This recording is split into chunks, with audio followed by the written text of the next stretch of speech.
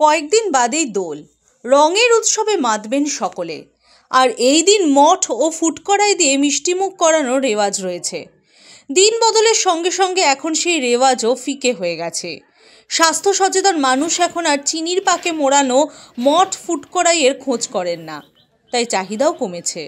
ফলে মঠ ফুটকড়াই তৈরি করা বন্ধ করে দিলেন উনাশানের মিষ্টি ব্যবসায়ী স্বপন মণ্ডল।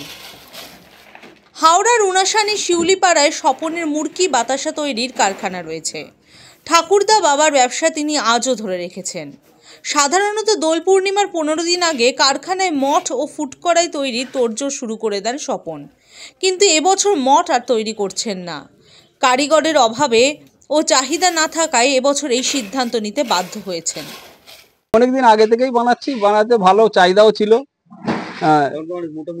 হ্যাঁ, তখন লোক মুটো মুটো খেত, কিন্তু এখন সেরকম খায় না, খালি পুজোর জন্য জাস্ট নেয়। আর তার জন্য এবারে নিয়ম রক্ষার জন্য, পুজোর জন্য সব মাল নেয়। বাতাসাটা সবাই কেনে, বাতাসা জল বাতাসা খায়। সারা বছর বাতাসা মুড়কি এইগুলোই বিক্রি করি। সিজনে মঠ ফুটকড়াই হয়, তা এবছর মঠ হচ্ছে না, ফুটকড়াই সীমিত। মঠের ইতিহাস ঘাটলে জানা যায় মঠ আসলে পর্তুগিজদের তৈরি মিষ্টি। হুগলির ব্যান্ডেল চার্চে প্রথম প্রভু যিশুকে নিবেদন করা হয়েছিল। পরে ময়রারা এটি আপন করে নিয়ে এই মিষ্টি তৈরি করতে শুরু করেন। গোলাপি, হলুদ, লাল রঙের মঠ বাঙালিদের দোলের অবিচ্ছেদ্য অংশ। মঠ হচ্ছে না বলতে লোকের সমস্যা বিশাল। যে লোক নিয়ে আসবো সেই লোকের মাইনে দিতে পারবো না, উল্টে লস হয়ে যাবে, যার জন্য বন্ধ করে। স্বপনের কারখানায় ফুটকড়াই তৈরি করেন বলরাম বাবুরি। তিনি এই পেশায় কদিন থাকবেন সেই নিয়ে আশঙ্কা প্রকাশ করেছেন।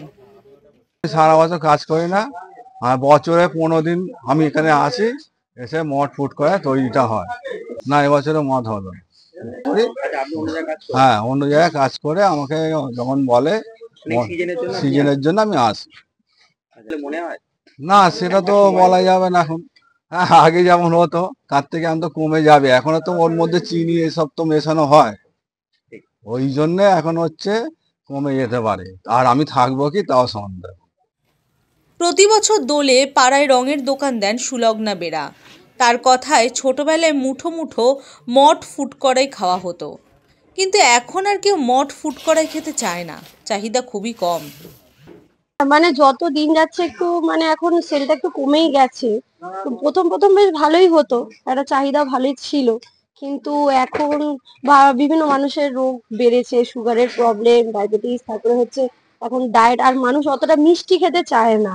তো তবুও তো একটা ঐতিহ্য জিনিস আমাদের তো রাখতেই হবে। আবিরের সঙ্গে ওটাও একটা কালারফুল, খুব সুন্দর দেখতে লাগে, কিন্তু এখন আর সেই মতো সেলটা আমরা ঠিক পাই না। প্রভাস জানা বাতাসা মুড়ি ফেরি করেন, তিনিও এবার দোলে সামান্য ফুটকড়াই নিয়ে গেলেন। আমি দোকানে দিই, সব টু সব এইরকম কিছু সেলসের কাজ করি। হ্যাঁ হ্যাঁ, যাই হোক, হ্যাঁ 2-5 টাকা নাহলে চলবে না। না, মোট ফুটকড়াই আমি এখনো অর্ডার পাইনি, আমি নিইনি।